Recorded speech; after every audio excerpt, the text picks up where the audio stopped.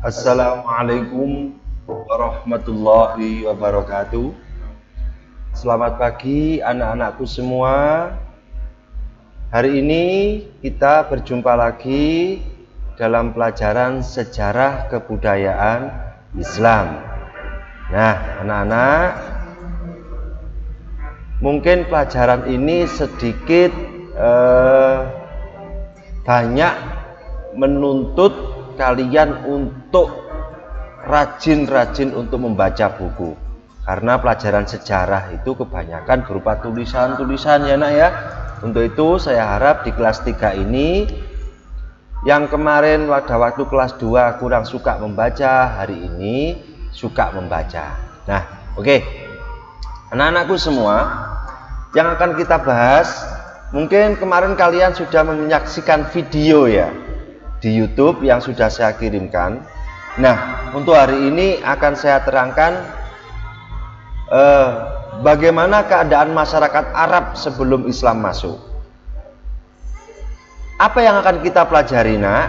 Yang pertama, di mana sih Pak negara Arab itu? Nah gitu ya.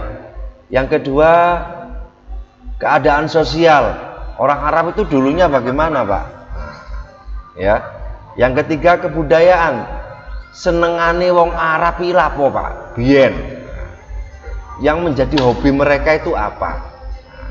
Kemudian yang keempat nanti, apa yang menjadi mata pencaharian orang Arab itu dulunya kerjanya apa?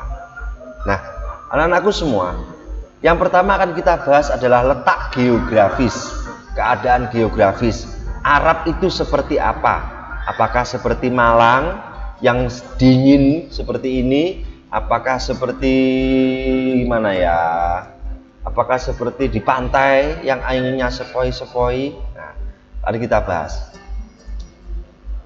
Batas-batas Jazirah Arab. Arab itu batas utaranya ada Suriah, Irak, Yordania.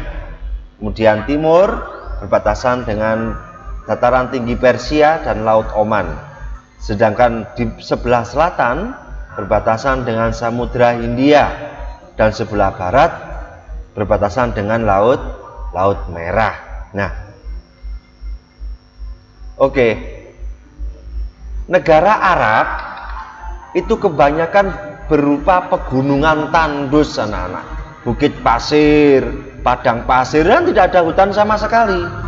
Nah, kalau tandus nggak ada hutan, kira-kira suhunya bagaimana? Tentunya suhu udara dan iklimnya sangat panas.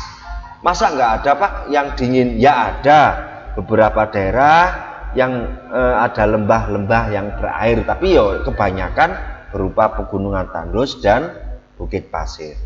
Kemudian suhu udara dan iklim sangat panas ya. Di Arab itu panas sekali kalau siang, kecuali beberapa bagian kecil lembah-lembah yang berair tadi sudah saya sebutkan. Nah, kalau karena siangnya itu panas, malamnya itu dingin, ini menjadikan watak orang Arab itu sebetulnya mereka itu berjiwa keras, memiliki kesehatan yang prima. Nah, yang terakhir, kurma, gandum, kopi adalah buah-buahan yang menjadi ciri khas bangsa Arab. Sedangkan susu dan keju dihasilkan dari unta dan domba yang menjadi ciri khas hewan di Arab Saudi. Ya, unta di mana? Pasti kalau kita bicara unta, kalian pasti membayangkan Arab Saudi. Itu sedikit tentang letak geografis, tahu di mana sih Arab itu. Nah, keadaan sosial bangsa Arab sebelum Islam. Orang Arab itu awalnya itu orangnya baik, ya, baik. Mereka pemberani, fisiknya kuat. Bagaimana nggak kuat? Diterpa di daerah yang sangat tandus, gurun, pasti mereka kuat. Daya ingatnya tajam, menepati janji, pantang menyerah, menjaga harga diri, teguh pendirian, loyal pada pemimpin. Itu orang Arab dulu itu. Tapi karena mempunyai kebiasaan dan kebodohan, sehingga mempunyai karakter buruk. Mereka itu suka mabuk, suka menjudi, merampok, terus fisiknya yang kuat itu suka dibuat untuk perbudakan. Mereka suka membunuh anak perempuan. Anak perempuan itu dibunuh dulu di Arab itu. Kenapa? Karena anak perempuan dianggap hina dan juga sebagai aib. Selanjutnya, mereka suka berbuat riba dan curang dan selalu hidup berfoya-foya. Inilah kebiasaan-kebiasaan yang dilakukan oleh orang Arab yang awalnya itu baik. Karena kebiasaan inilah maka mereka disebut orang jahiliyah. Apa nak? Jahiliyah. Jahil itu dalam bahasa Arab disebut kebodohan. Nah, agama Islam datang ini tujuannya untuk mengembalikan bangsa Arab, ya khususnya dulu dan nanti umumnya seluruh umat Islam menjadi karakter yang baik kembali. Kemudian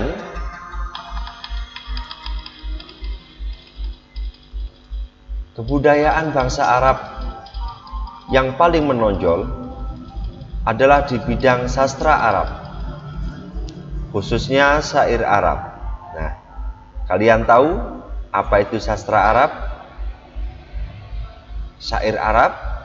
Silakan kalian cari. Boleh tanya ke ibu, kakak, pak le, bule, saudara atau siapapun, atau mencari sendiri.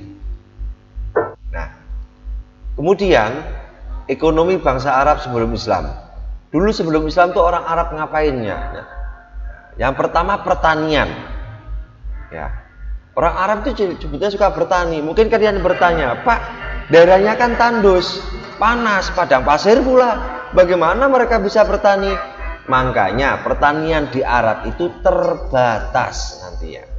Kemudian mereka juga ada peternakan, juga beternak, dan juga yang paling banyak adalah perdagangan. Nah, pertanian yang saya sebutkan tadi itu daerahnya hanya daerah-daerah subur seperti Yaman, Taif, dan Hijaz. Itu tadi nggak seluruh negara Arab itu bisa dibuat pertanian. Nah, sedangkan hasil taninya ya berupa sayur, buah-buahan seperti kurma, anggur, gandum, dan lain-lain. Kemudian peternakan. Nah, ini ada suku Badui yang suka berpindah-pindah. Siapa sih ini? Orang Arab, ya, orang Arab itu yang berada di pedalaman, yang berada di desa. Kalau semisal di sini ada mereka itu di pinggir, di pegunungan gitu nih ya, pinggir-pinggir desa itu namanya suku Badui. Mereka itu suka beternak. Nah, orang Badui ini orang perdesaan ya, orang gunung, wong gunung. Mereka itu tinggalnya itu berdasarkan hewan ternaknya. Loh, maksudnya Pak, kalau hewan ternaknya itu di sini rumputnya sudah habis, pindah ke daerah sana ya, maka dia akan ngikuti hewan ternaknya itu. Makanya orang Badui, peternak di Arab itu suka berpindah-pindah. Pak, nggak punya rumah mereka, kebanyakan nggak punya rumah, mereka hanya punya tenda gitu. Beda dengan ahli hador atau orang-orang kota. Nah, karena orang Badui ini orang yang suka berpindah-pindah berdasarkan ternaknya, otomatis mereka itu yang orang Badui yang kaya itu berarti ternaknya yang paling banyak. Dikatakan demikian karena dari ternak itu mereka bisa menghasilkan susu, daging, kulit, dan wol. Kemudian perdagangan. Nah, perdagangan di dalam Arab dulu ada yang bagi hasil. Nah, bagi hasil itu bagaimana? Misalkan si A orang kaya, si B orang nggak punya, maka si A menyuruh si B atau si B melamar pada A agar dia menjual barang yang dimiliki oleh A, kemudian hasilnya dibagi mereka berdua. Nah, selanjutnya perdagangan dilakukan secara berkelompok dan atau rombongan, disebut kafilah dalam Islam. Kemudian berdasarkan waktu dan musim. Iya, Rasulullah sendiri dalam sejarah banyak disebutkan Rasulullah ikut berdagang. Bahkan dulu Rasulullah pernah, kalau bahasanya orang sini itu buruh, Rasulullah itu menjadi karyawan dari Sayyidatina Khadijah sebelum dinikah menjadi istrinya. Jadi Rasulullah sendiri itu pernah menjadi karyawan dagang. Coro kalau di sini ya jadi misalkan penjual toko, nah, itu bisa. Yang menjadi tuannya adalah Sayyidatina Khadijah. Nah, Rasulullah berdagangnya di mana? Rasulullah berdagangnya ke Syam. Misalkan kalau di sini berdagangnya ke Surabaya. Nah, dulu kan di sana kan nggak ada mobil, naiknya ya unta. Nah, kalau sendirian ya takut, makanya di situ ada rombongan. Itu berdagangnya itu rombongan berapa orang gitu ya, berapa orang pergi ke Syam. Terus berdasarkan waktu, apakah tiap hari Pak berdagang ke Syam, misalkan berdagang ke Surabaya misalkan? Enggak, melihat musimnya. Kalau musim dingin ya enggak, mereka enggak akan berani ke Yaman misalkan. Kalau musim dingin berarti ke Syam. Kalau musim panas ya kita ke Yaman, karena di Yaman itu adalah di dingin. Mungkin seperti itu. Jadi cara berdagangnya enggak sama dengan berdagangnya orang-orang di negara kita. Nah, anak-anak, selanjutnya silakan kalian baca LKS itu ya, dan dikerjakan sampai bab 1 selesai. Nah, nanti kita akan berjumpa lagi di pertemuan selanjutnya tentang agama dan kepercayaan bangsa Arab sebelum Islam. Dan dari saya, wal afu minkum wallahu muwaffiq ila aqwamit thoriq. Wassalamualaikum warahmatullahi wabarakatuh.